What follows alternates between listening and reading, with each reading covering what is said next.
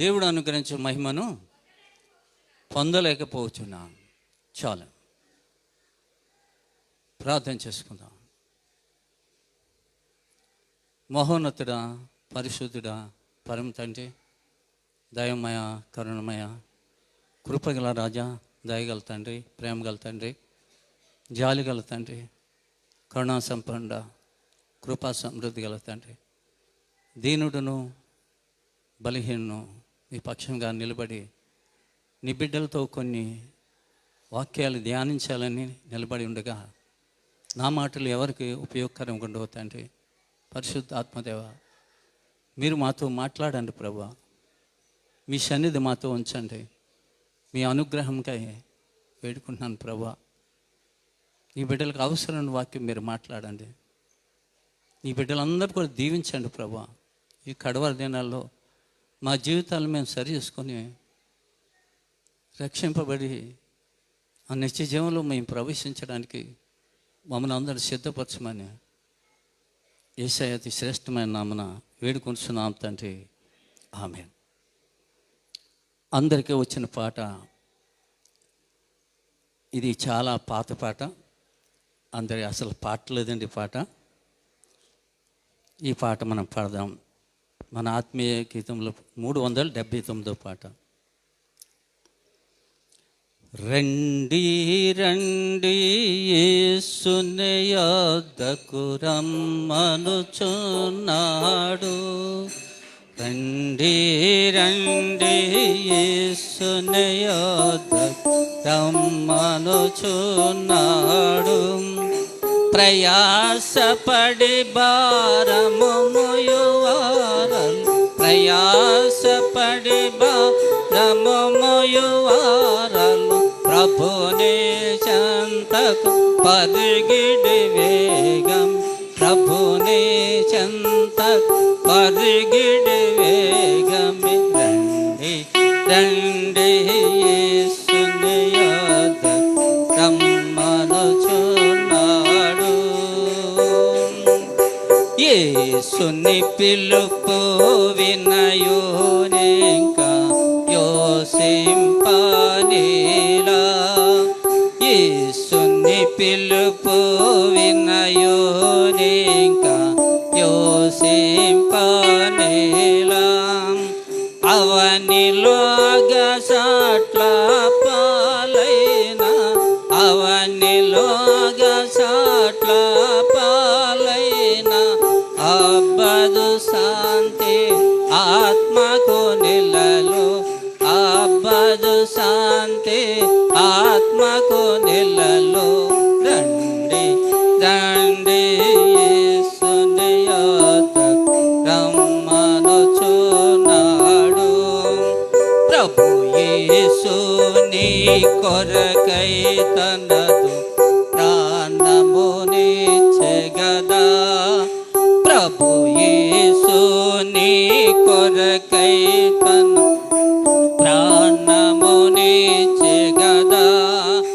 సిలువను రక్తము చిందించును, సిలువను రక్తము చిందించును.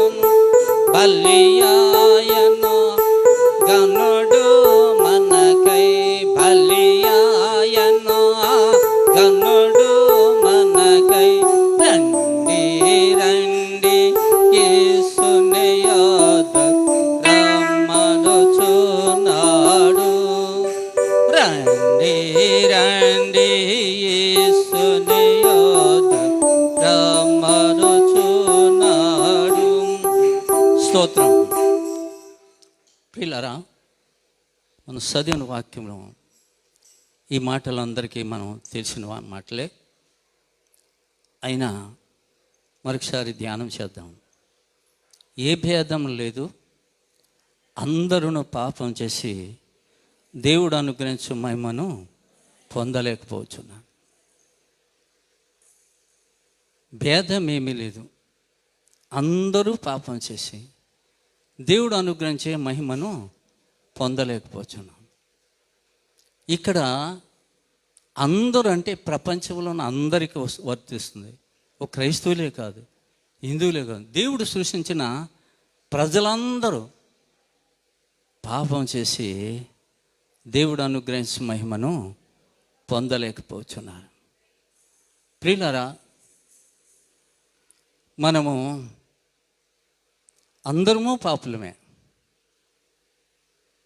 పాపములో జీవిస్తున్న మన కొరకు తండ్రి అయిన యెహోవా దేవుడు తన సొంత కుమారుడైన యేసుక్రీస్తు ప్రభువును మన కొరకు ఈ లోకానికి పంపించాడు. మన పాపములను విమోచించడానికి పరిశుద్ధుని రక్తం అక్కడ అవసరమైనది.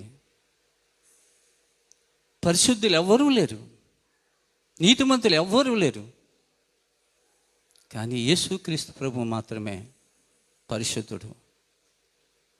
ఆయనే పాప విమోచన కొరకు రావాల్సి వచ్చింది. నీ పాపముల కొరకు, నా పాపముల కొరకు సిలువలో యేసయ్య వేలాడారు. ప్రియులరా, ఆయన పొందిన దెబ్బల చేత మనకు స్వస్థత కలిగింది. మనకు రక్షణ, ఆయనే రక్షకుడిగా ఈ లోకానికి వచ్చాడు. పాపులను రక్షించుటకు యేసుక్రీస్తు ఈ లోకంలోకి వచ్చిన వాక్యంలో రాయమని. పాపంలో అందరూ రక్షించాలని తండ్రి చిత్తం చొప్పున, తండ్రి ఇష్టం చొప్పున, తండ్రి ఇష్టాన్ని నెరవేర్చడానికి యేసుక్రీస్తు ప్రభు ఈ లోకానికి వచ్చాడు. ఆ సిలువ మనం జ్ఞాపకం చేసుకుంటే మనము చూడలేని పరిస్థితిగా వ్యసనాకాంతుడైపోయాడు ప్రభు. ఆ శరీరం అంతా కూడా నాగరసాలు వల్లే దున్నపడింది. ప్రియులారా, టీవీలో యేసు ప్రభు సిలువని గురించి వస్తుంటే ఏడవని వారు ఎవరు ఉంటారు? ఎంతో దుఃఖపడతారు. ఇటువంటి వారైనా కన్నీరు వస్తుంది. ఆ సిలువ త్యాగం, ప్రభువు నీ కొరకు, నా కొరకు, నిన్ను నన్ను రక్షించాలని ఆయన సిలువలో వేలాడు. ప్రియుల, ఏ భేదం లేదు, అందరూ పాపం చేసి దేవుడు అనుగ్రహించే మహిమను మనం పొందలేకపోతున్నాం. కీర్తన 51 కీర్తన 5వ వచనం చదవమ్మా.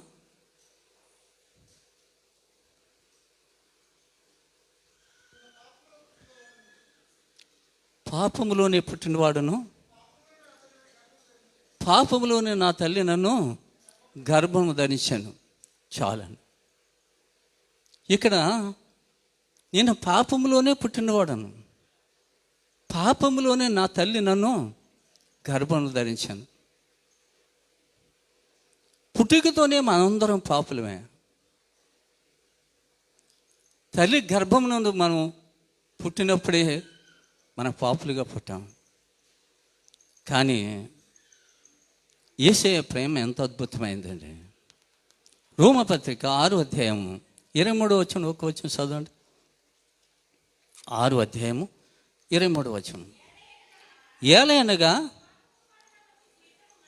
పాపము వల్ల వచ్చిన జీతము మరణము, అయితే దేవుని కృపావరము మన ప్రభు అయిన యేసుక్రీస్తునందు నిత్యదేవం. ప్రియులారా, పాపానికి వచ్చే జీతం ఏంటంటే మరణం. ఆ మరణమే ప్రతి ఒక్కరికి ఉంది. మనిషి పుట్టిన ప్రతి మనిషి కూడా చనిపోవలసి వస్తుంది. పాపాని జీతం మరణమే. అయితే దేవుని కృపావరము మన ప్రభు అయిన యేసుక్రీస్తునందు నిత్యదేవం. దేవుని కృప ఎంత అద్భుతమైందంటే పాపంలో ఉన్న మనందరినీ రక్షించాలని తండ్రి యొక్క ఉద్దేశం. ఒక్క పాపి కూడా నశించడానికి ఆయనకి ఇష్టం లేదండి. ప్రభు ఆయన రాకడే ఆలస్యం చేస్తున్నాడు అంటాడు. అంతటను అందరూ మారు మనసు పొందవాలని ఆయన రాకడ ఆలస్యం చేస్తున్నాడు. ఒక్క పాపి కూడా నశించిపోవడానికి దేవునికి ఇష్టం కాదండి.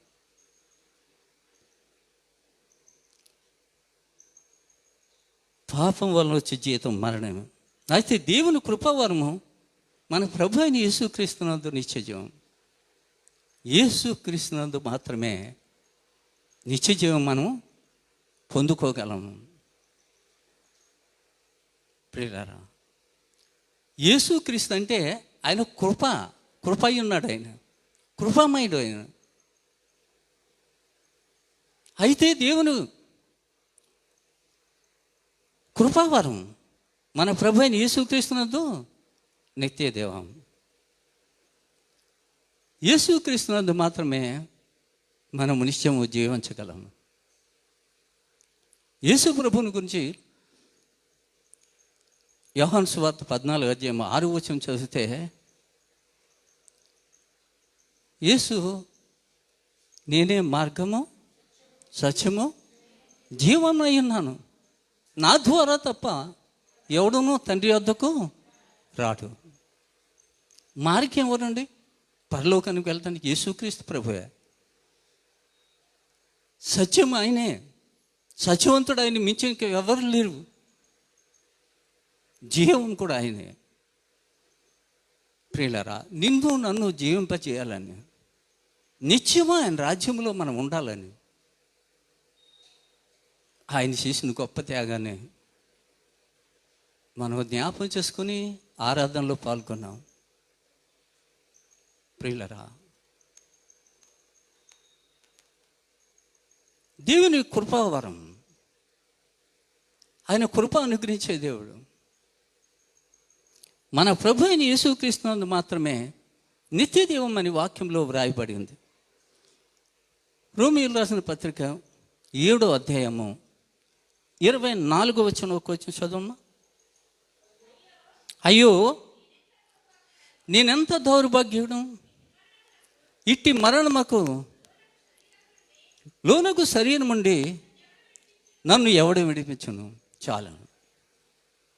అయ్యో, నేనంత దౌర్భాగ్యుడు, ఇట్టి మరణముకు లోనకు శరీరం నుండి నన్ను ఎవడు విడిపించును అంటున్నాడు. ఇక్కడ దౌర్భాగ్య స్థితిలో మనం ఆ మరణం విడిపించాలంటే యేసుక్రీస్తు ప్రభు మాత్రమే. నన్ను ఎవడు విడిపించగలడు? యేసు మాత్రమే విడిపించగలడు. ఈ లోకంలో ఇంకెవ్వరు విడిపించలేరు. ప్రియులారా, అయ్యో, నేనంత దౌర్భాగ్యుడును, ఇట్టి మరణముకు లోన శరీరమును నన్ను ఎవడు విడిపించును?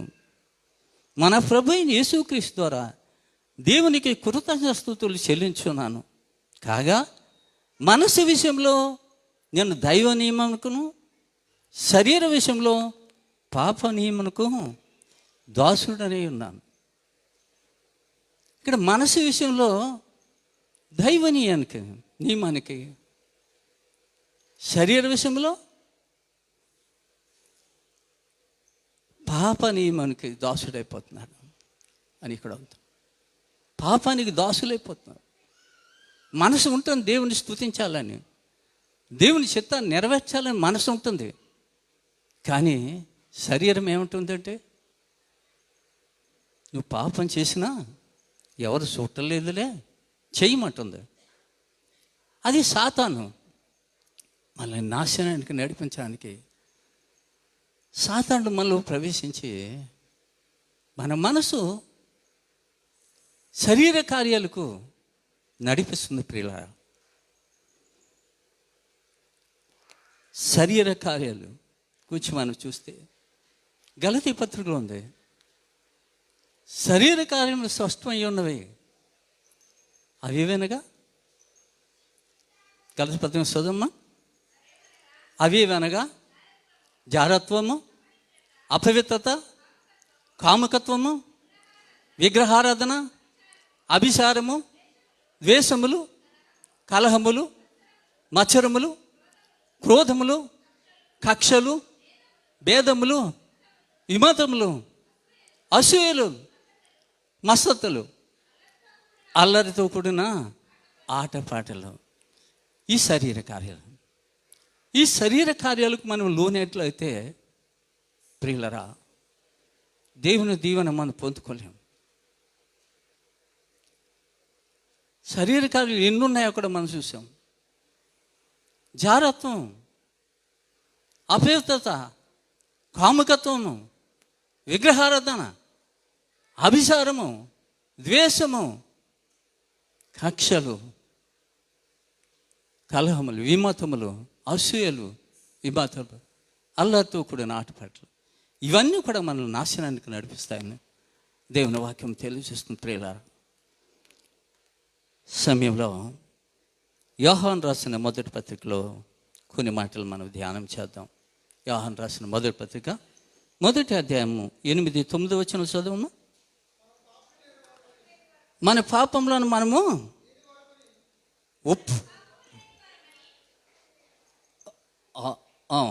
మనం పాపం లేని వారమని చెప్పుకునే ఎడల మనలను మనమే మోసపుచ్చుకుందుము, మరియు మనలో సత్యం ఉండదు.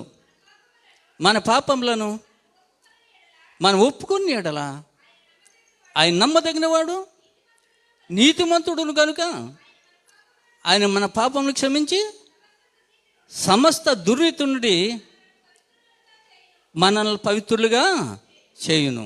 ఇంకో విషయం చదువు. మనము పాపం చేయలేదని చెప్పుకునే ఎడల ఆయనను అబద్ధికునిగా చేయువారవద్దు, మరియు ఆయన వాక్యము మనలో ఉండదు. చాలా ఇక్కడ చూసినట్టే మనం పాపము లేని వారమని చెప్పుకునేడలా మనలను మనమే మోసపుచ్చుకుందాం. మొదటి వాక్యం మనం చదివాం కదండి, ఏ భేదం లేదు, అందరూ పాపం చేశాం, అందరూ పాపం చేసిన వాళ్ళు. నేను నీతిమంతుడును,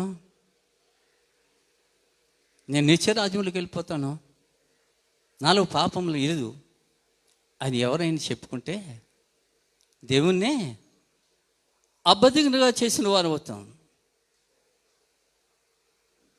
మనల్ని మనం మోసపుచ్చుకుంటున్నాం ఆ విధంగా మనం చెప్పుకున్నట్లయితే.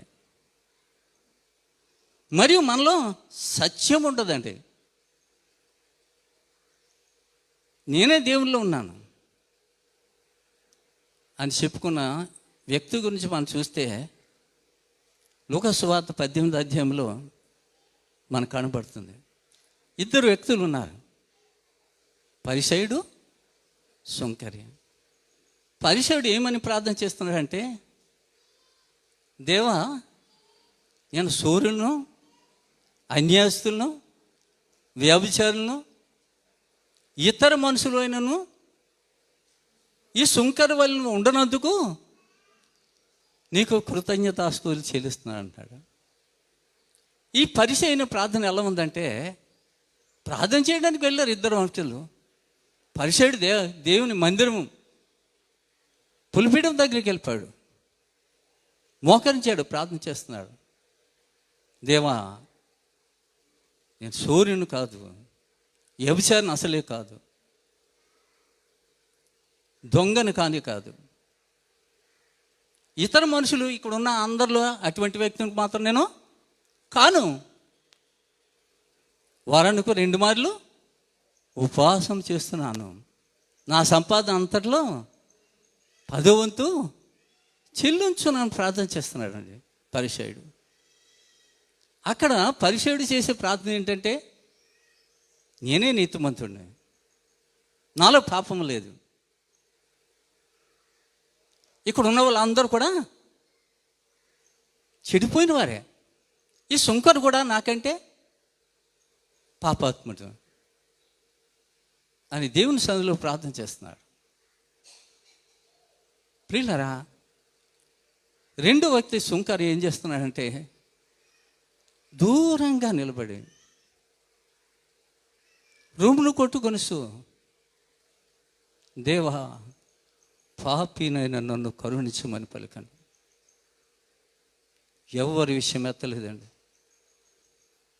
రొమ్ము కొట్టుకుంటున్నాడు, గుండెలు బాదుకుంటున్నాడు. దేవా, పాపి నన్ను కరుణించమని పలికాను.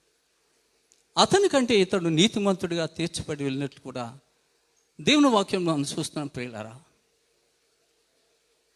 తను తాను హెచ్చించుకునేవాడు తగ్గించబడును, తను తాను తగ్గించుకునేవాడు హెచ్చింపబడును.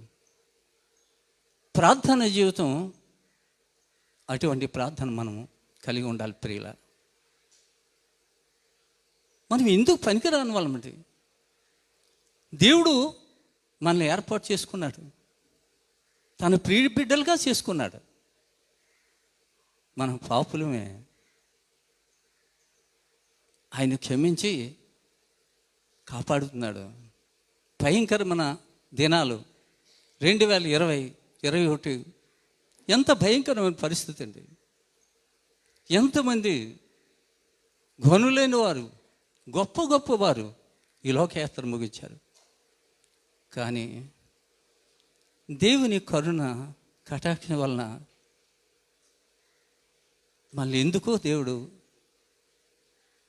కాపాడి ఆరోగ్యం ఇచ్చాడు.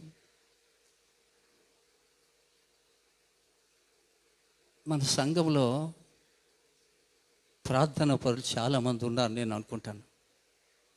ఏం చేతంటే ఒక్క మనిషి కూడా కరోనా వైరస్ వల్ల మన సంఘం నుంచి చనిపోలేదండి.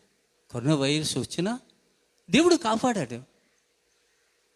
దేవుని కృపది, దేవుని దయ, మన ఎడలు చూపుతున్న ప్రేమ, అద్భుతమైన ప్రేమ. అది యేసు ప్రేమ అండి. ప్రియులారా, మనము పాపులమును, మన పాపములను మనం ఒప్పుకుని ఎడల ఆయన నమ్మదగిన వాడును నీతిమంతుడును కనుక ఆయన మన పాపలను క్షమించి సమస్త దుర్నీతుండే మనల్ని పవిత్రులుగా చేయను. పాపం ఒప్పుకోవాలండి. నేను పాపిని, నన్ను క్షమించు ప్రభువా. దావీదు అలాగే పాపం చేశాడు. దావీదు దేవుని సన్నిధిలో పాపాలు ఒప్పుకున్నాడు, పశ్చాత్తాపడ్డాడు. దేవుడు దావీదుని క్షమించాడు. దావీదు ఎంత ఘోర పాపం అంటే ఊరియా భార్యతో పాపం చేశాడు. అదే కాకుండా ఊరియాని చంపించాడండి. ఘోరమైన పాపం చేశాడు. కానీ దావీదు దేవుని సన్నిధిలో పాపం ఒప్పుకున్నాడు, విడిచిపెట్టాడు.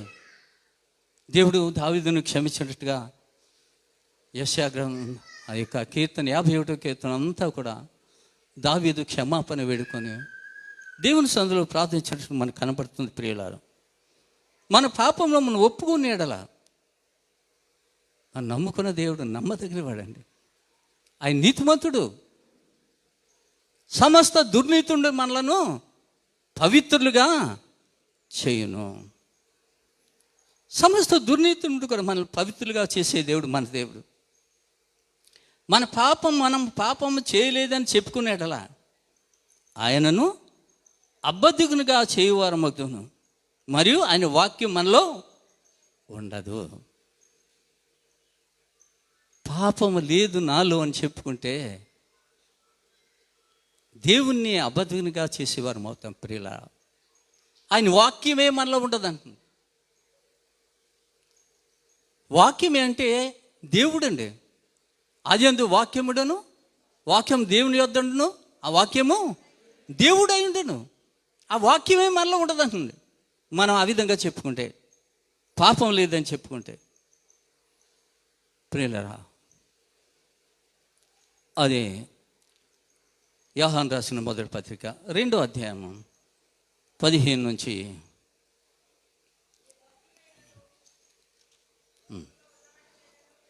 2వ అధ్యాయము 15వ వచనం చదవము. 15వ వచనం, లోకమునైనను లోకములో ఉన్నవాటినను ప్రేమింపకుడి. ఎవడైనను లోకముని ప్రేమించినట్లా తండ్రి ప్రేమ వానిలో ఉండదు.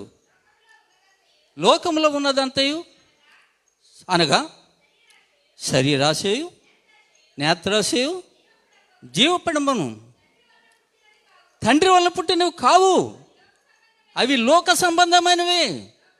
లోకమును దాని ఆశయు గతించిపోవచ్చున్నవి కానీ దేవుని చిత్తమును జరిగించువాడు నిరంతరము నిలుచును.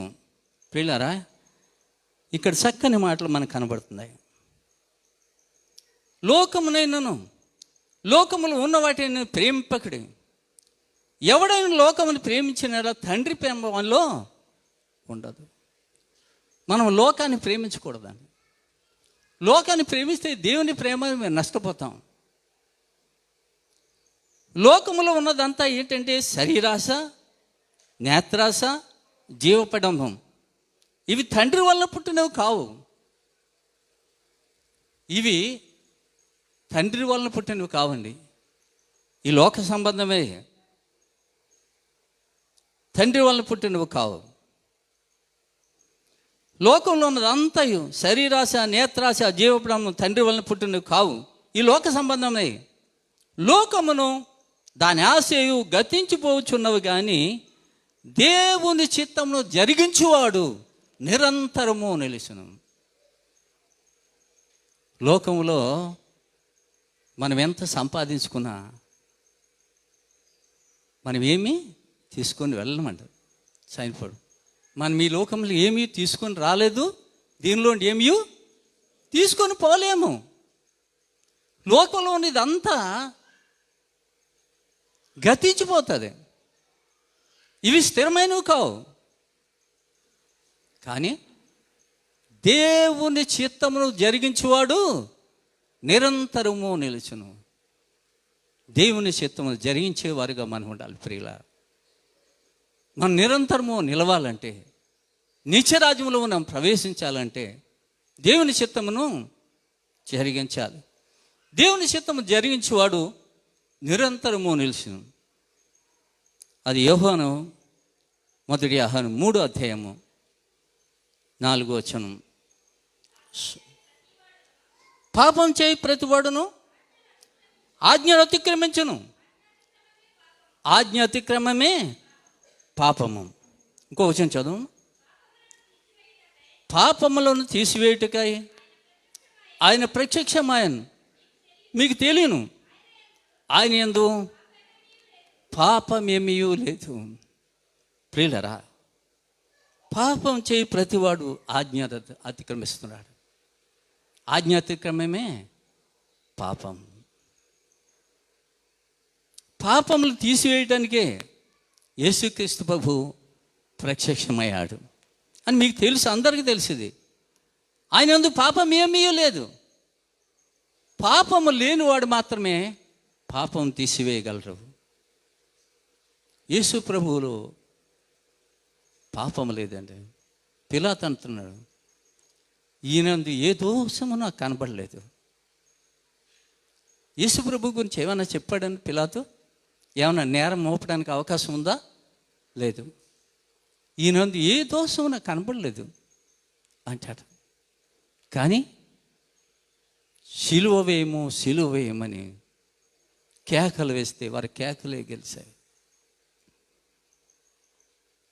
ప్రియులారా, అదే అధ్యాయంలో 8వ వచనం చదువమ్మా. అపవాది మొదటి నుండి పాపం చేస్తున్నాడు గనుక పాపము చేయువాడు అపవాది సంబంధి. అపవాది యొక్క క్రియలను లయపరచుటకే దేవుని కుమారుడు ప్రత్యక్షమాయను. దేవుని మూలంగా పుట్టిన ప్రతి వానిలో ఆయన బీజము నిలుచును గనుక వాడు పాపము చేయజాలడు. ఇంకా చదువు. వాడు దేవుని మూలంగా పుట్టినవాడు గనుక పాపము చేయజాలడు. దీన్ని బట్టి దేవుని పిల్లలెవరు, అపవాది పిల్లలెవరు తేటబడును. నీతిని జరిగించని ప్రతివాడును తన సహోదరుని ప్రేమ ప్రతివాడును దేవుని సంబంధులు కారు చాలం. ప్రియులారా, ఇక్కడ కూడా చూస్తే చక్కని మాట మనకు కనబడుతుంది. అపవాది సాతానుడు మొదటి నుండి పాపం చేస్తున్నాడు. సాతాను పని ఏంటంటే దేవుని బిడ్డలను పాపంలో నడిపించడమే వాడి పని. ఎవరిని మింగుతా అని గర్జించే సింహంలే తిరుగులాడుతూ ఉన్నాడు. అది మొదటి నుండి పాపం చేస్తున్నాడు వాక్యంలో ఉంది. అపవాది మొదటి నుండి పాపం చేస్తున్నాడు కనుక పాపం చేయవాడు అపవాది సంబంధి.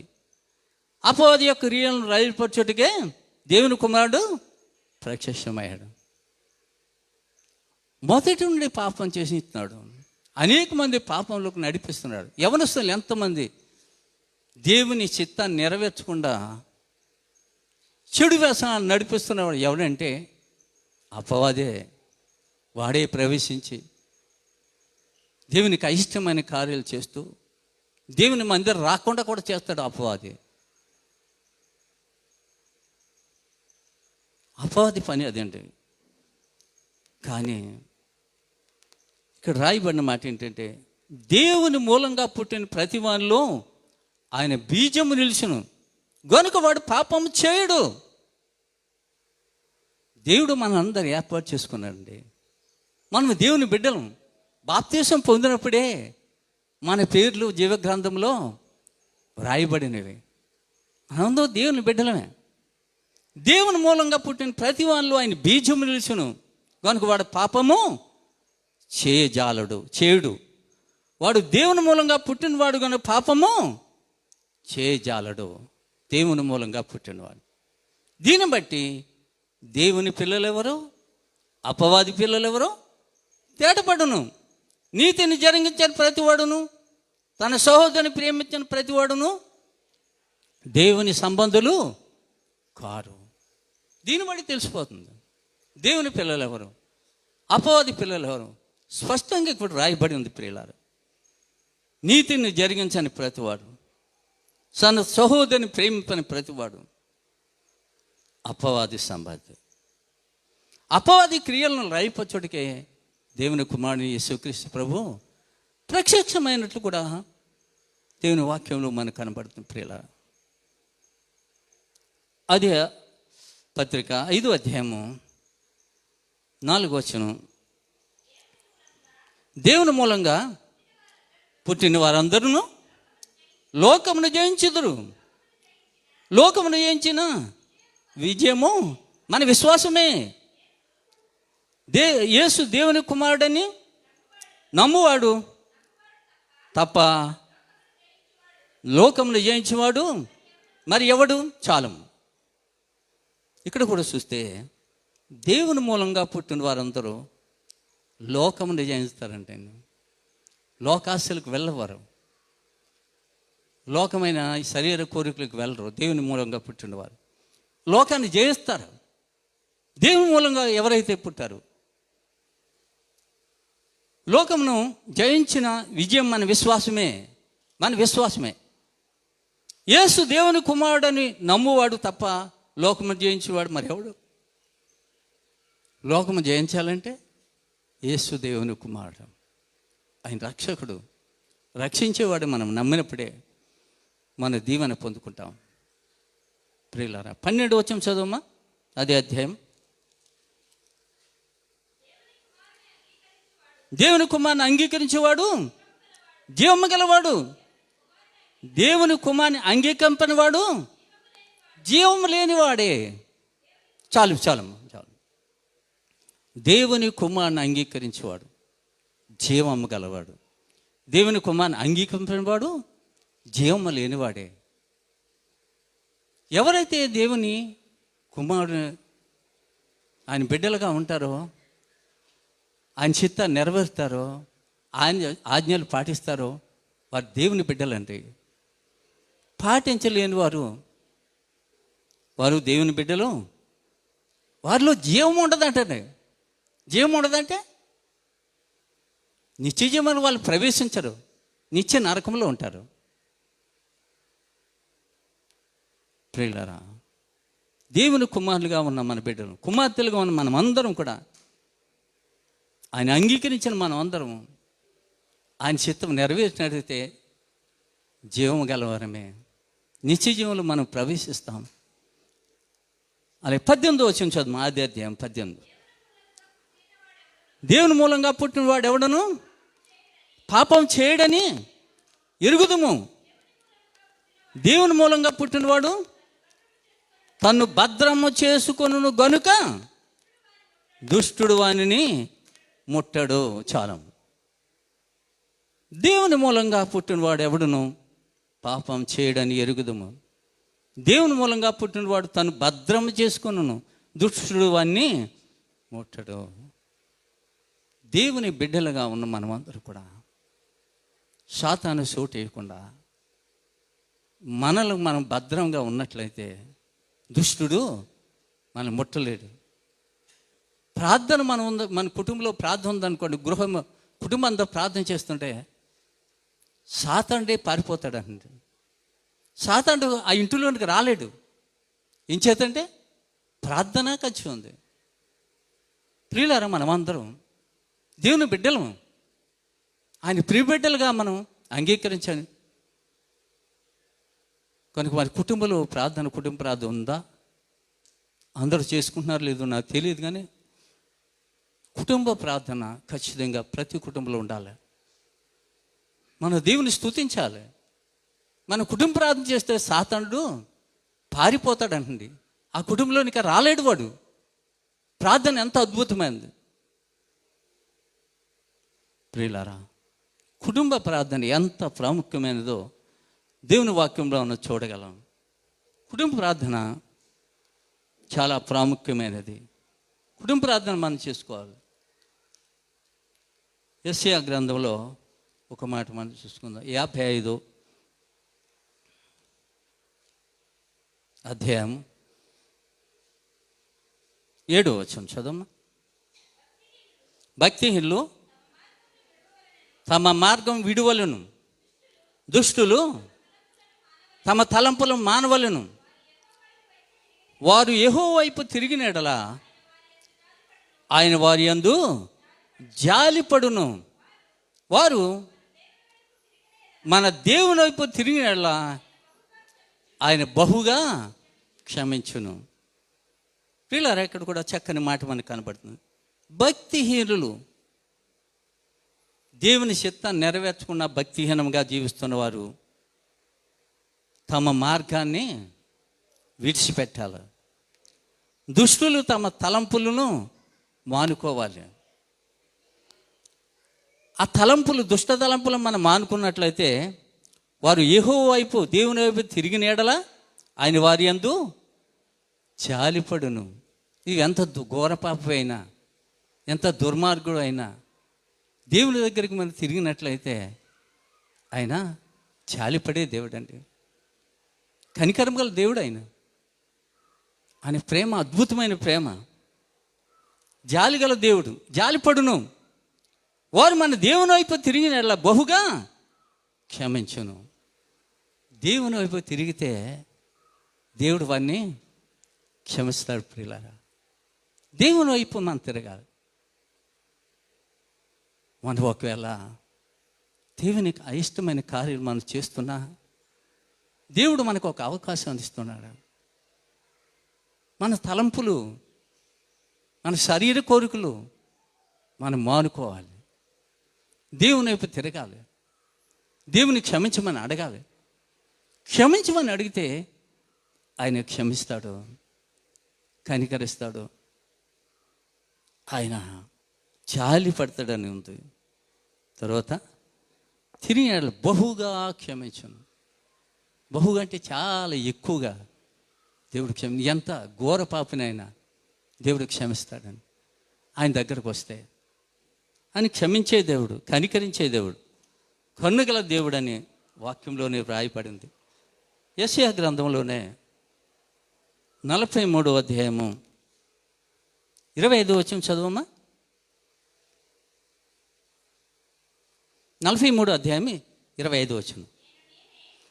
నేనే నా చిత్తానుసారముగా నీ అతిక్రమలను తుడిచివేయుచున్నాను, నేను నీ పాపములను జ్ఞాపకం చేసుకోను.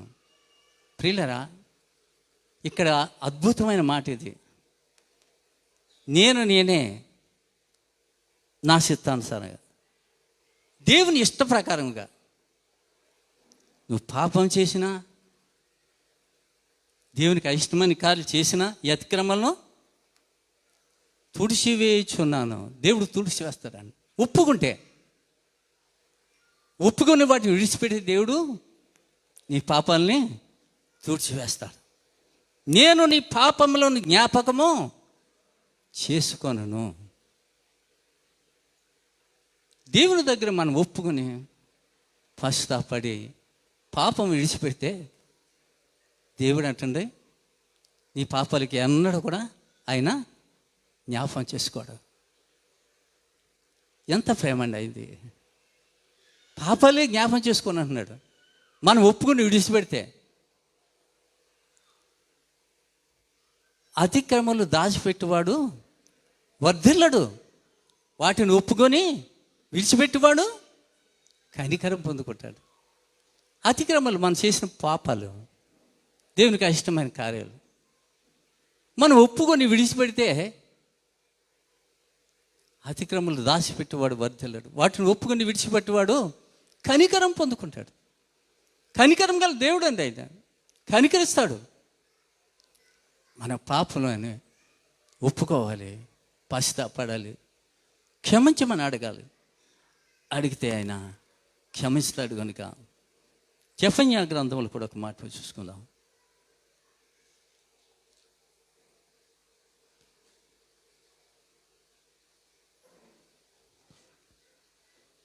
జెఫన్యా గ్రంథం 3వ అధ్యాయము 17వ వచనం చదువు.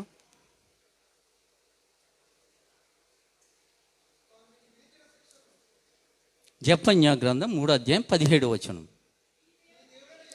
నీ దేవుడైన యెహోవా నీ మధ్య ఉన్నాడు, ఆయన శక్తిమంతుడు, ఆయన మిమ్మల్ని రక్షించును, ఆయన బహు ఆనందంతో నీ యందు సంతోషించును, నీ యందు తనకున్న ప్రేమను బట్టి శాంతం వహించి నీ అందలి సంతోషం చేత ఆయన హర్షించును. ప్రియులారా, నీ దేవుడు అని యెహోవా నీ మధ్య ఉన్నాడు. దేవుడు ఇప్పుడు మన మధ్యన ఉన్నాడు. ఎక్కడ 2-3 కూడి ఉంటారో వారి మధ్యన ఉంటానని సెలవిచ్చాడు. ఇక్కడ నీ దేవుడైన యెహోవా నీ మధ్య ఉన్నాడు. ఆయన శక్తిమంతుడు, సర్వశక్తిమంతుడు మన దేవుడు. ఆయన శక్తిమంతుడు, ఆయన మిమ్మల్ని రక్షించును. శక్తిగల దేవుడు మన దేవుడు. ఆయన దగ్గర మన పాపాలు ఒప్పుకున్నట్లయితే, పశ్చాత్తాపడినట్లయితే ఆయన క్షమిస్తాడు, రక్షిస్తాడు. ఆయన బహు ఆనందంతో నీ యందు సంతోషించును.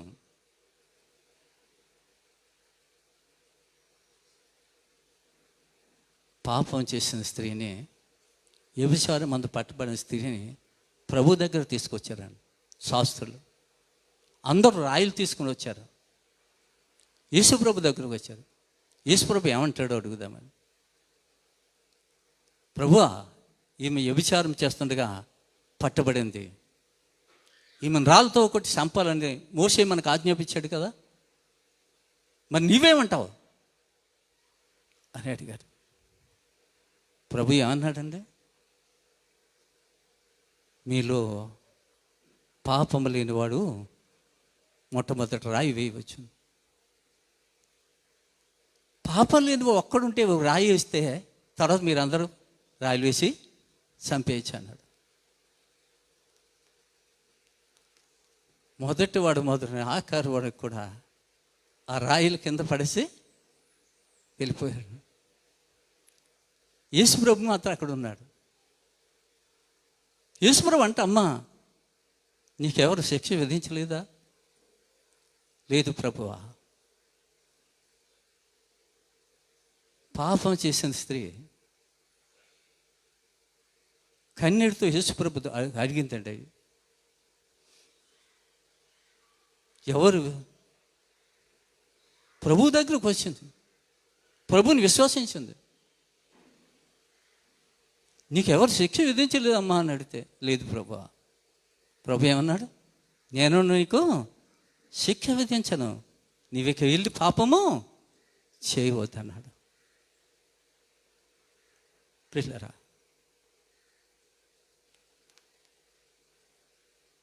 ఆ యొక్క వ్యభిచారం మందు పట్టుబడిన స్త్రీని దేవుడు క్షమించాడు.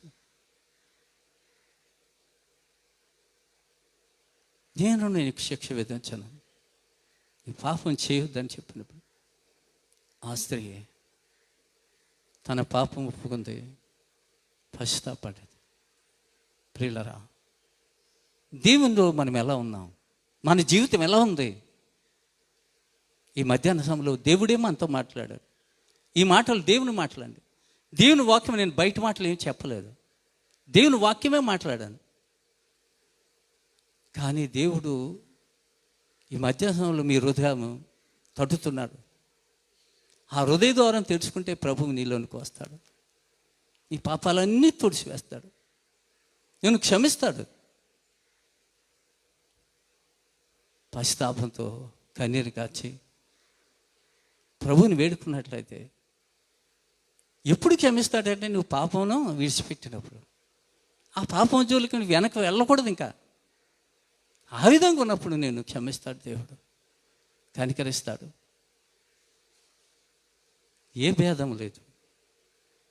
అందరూ పాపం చేసి దేవుడు అనుగ్రహించే మహిమను పొందలేకపోతున్నాం. ప్రియులరా, అందరూ పాపం చేశారు. కానీ తల్లి గర్భం నుండి పుట్టితే మనం పాపాత్ములు అని దావీదు అంటున్నాడు. కానీ మన పాపములు మనం ఒప్పుకుంటే ఆయన నమ్మదగినవాడు. పాపానికి జీతం మరణమే. అయితే దేవుని కృపావరము మన ప్రభు యేసుక్రీస్తునందు నిత్య జీవం. యేసుక్రీస్తునందు మాత్రమే ఆ నిత్య జీవంలో మనం ప్రవేశిస్తాం. ప్రియులారా, ఆ నిత్య జీవంలో మనం ప్రవేశించాలంటే పాపములు ఒప్పుకోవాలి, పశ్చాత్తాపడాలి, దేవుని చిత్తము జరిగించాలి. దేవుని చిత్తము జరిగించడానికి నిరంతరములు ఇస్తావు. ఎన్ని తుఫాన్లు వచ్చినా, ఎన్ని ఉపద్రవాలు వచ్చినా దేవుని చిత్తము జరిగించే బిడ్డలను నిరంతరం దేవుడు సజీవులుగా ఉంచుతాడు. అందులో సందేహం లేదు. దేవుని చిత్తము జరిగించేవారుగా మనం ఉండాలని ప్రభు మనతో మాట్లాడాడు. ప్రియులారా, చిన్న ప్రార్థన చేసుకుందాం. మహోన్నతుడా, పరిశుద్ధుడా, పరమ తండ్రి, మేమందరము పాపులమే తండ్రి. మా పాపములు క్షమించడానికి, మమ్మను విమోచించడానికి మీరు శిలువలో చేసిన త్యాగాన్ని ఈ మధ్యాహ్న సమయంలో మాతో మాట్లాడారు ప్రభా. ఎంతమంది బిడ్డలను హృదయం తాకవో, ఎంతమంది జీవితాలను వారు సరి చేసుకుంటున్నారు ప్రభా. మీరు మాట్లాడిన వాక్యం అందరూ దీనిలో ఫలించినట్లు సహాయం చేతండి. మా దోషములు క్షమించు రాజా, మా పాపములు క్షమించు రాజా. పాపములు విడిచిపెట్టేవారుగా, ఇక పాపం జోలికి వెళ్ళకుండా మీ చిత్తాన్ని అనుసరించి జీవించేవారుగా చేయండి ప్రభా. నేను వాక్యం ఫలించినట్లు సహాయం చేతండి. మమ్మల్ని కనికరించి ప్రభువా, కరుణించమని, నీ బిడ్డలందరూ కూడా దీవించమని, ఆశీర్వదించమని యేసయ్య అతి శ్రేష్టమైన నామమున స్తుతించి ప్రార్థించి బ్రతిమాలి వేడుకొంటున్నాం తండ్రి. ఆమేన్. ప్రభు తన వాక్యము తన వెనుకలో